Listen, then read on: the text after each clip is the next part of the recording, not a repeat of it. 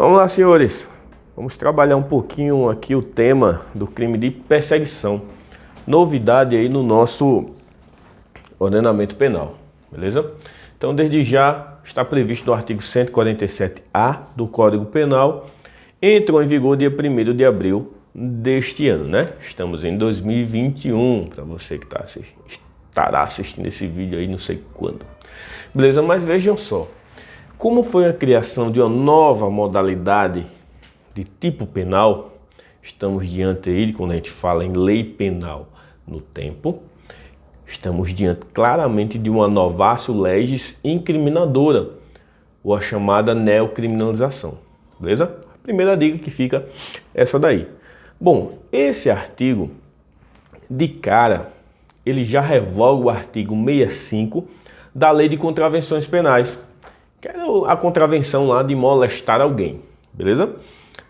Está no rol de crimes contra a liberdade individual, junto com outros, como constrangimento ilegal, ameaça, sequestro e cárcere privado, tráfico de pessoas, o que mais? Redução à condição análoga de escravo. Então, esse é o universo em que se encontra esse crime de perseguição. E aí, eu vou dar uma lida no artigo e fique esperto.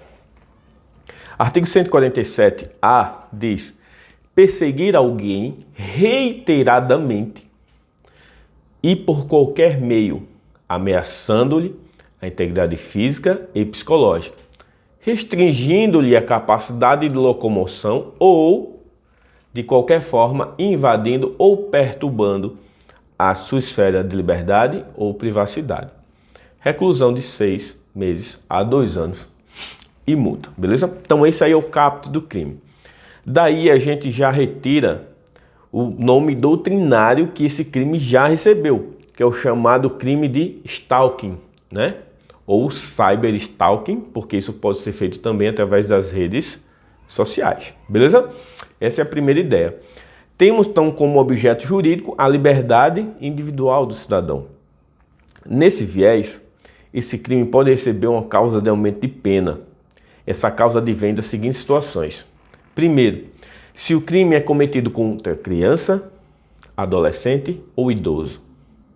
Segunda possibilidade, se o crime é cometido contra mulher por razão da condição do sexo feminino, nos termos do parágrafo 2º alfa do artigo 121 do Código Penal, que é o crime de homicídio, perfeito? Ainda se for realizado mediante concurso de 2 ou mais pessoas ou com emprego de arma.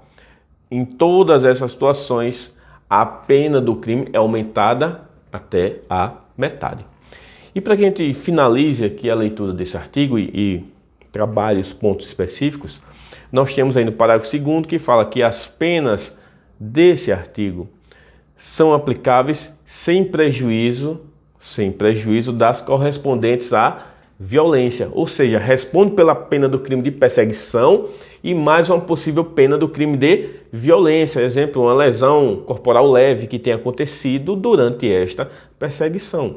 Isso recebe o nome disso é concurso material obrigatório, beleza? Bom, e por fim diz aqui, somente se procede mediante representação. Daí eu já tenho a extração da ação penal relativa a esse crime. É um crime de ação penal pública condicionada à representação. Quer saber um detalhe interessante? É o seguinte: cabe, por ser uma ação penal pública condicionada à representação, um instituto chamado composição civil de danos, né? Vinculando a ação penal com a pena que nós temos vinculadas a esse crime, cabe então algo chamado composição civil de danos. Então, senhores, para a gente resumir aqui e trabalhar as dicas que você precisa acerca desse crime, que é novidade e as bancas adoram novidades, nós temos a tipicidade objetiva, ou chamado núcleo do tipo desse crime de perseguição, que é nada mais, nada menos que o verbo. É o verbo. E o verbo aqui é perseguir. Beleza? Perseguir. Por qualquer meio. Então, seja mensagem, de ameaça, aquela obsessão, perfis falsos para estar mandando mensagem de ameaça. Olha, isso é muito comum hoje, né? É como se fosse uma relação de amor e ódio. Esse crime, ele vai se configurar quando nós tivermos reiteração. Vou repetir, não basta uma só mensagem, tem que haver uma reiteração. Com base nisso, nós retiramos a informação de que esse crime é um crime habitual, um crime que só se configura com a sua reiteração de condutas. Porra, professor, show! Anota essa também. Se é um crime habitual, ele não admite tentativa. Lembram lá do famoso chope? Os crimes que não admitem tentativa, aquele Hzinho que tem lá no chope, é relacionado aos crimes habituais. Então, crime de perseguição é um exemplo de crime habitual. Beleza? Então, esse perseguir, que está relacionado à ameaça à integridade física ou psicológica, está relacionado à restrição da capacidade de locomoção ou ainda à invasão da esfera da liberdade ou da privacidade. Beleza? É o que nós temos acerca desse crime. Quando nós temos uma pena de 6 meses a 2 anos, me permitam falar que cabe ainda algo chamado suspensão condicional do processo. Porque a pena mínima, ela está no patamar inferior a 1 ano. Olha que interessante. Ou seja, esse processo, ele é suspenso por 2 a 4 anos, algo que é chamado período de prova. E aí, se o guerreiro cumpre esse período de prova, né, perfeitamente, nas condições ajustadas, teremos lá na frente um benefício muito bacana para ele. Olha só, é um instituto despenalizador, beleza?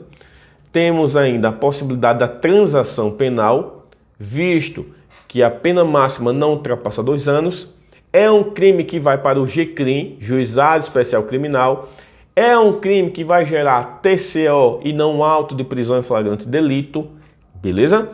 Bom, o que é a transação penal? É um acordo entre o Ministério Público e o autor do crime para que ali se estabeleçam condições e que não seja instaurado um processo, beleza?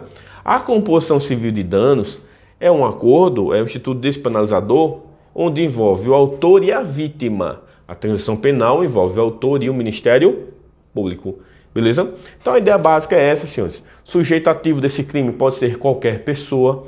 Sujeito passivo direto, qualquer pessoa. Sujeito passivo indireto, quem? O Estado. Vocês lembram, né? Quem já é meu aluno sabe que eu falei, senhores, Estado sempre será vítima, sempre será sujeito passivo de qualquer crime, beleza? É o chamado sujeito passivo indireto ou constante, beleza?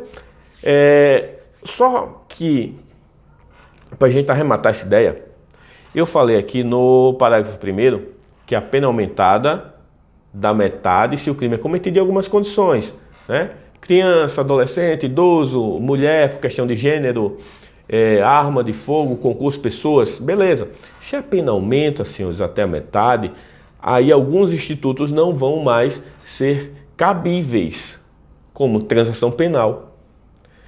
Continua valendo a suspensão condicional do processo, porque a pena mínima continua abaixo de 1 ano, mas a pena máxima ela vai subir.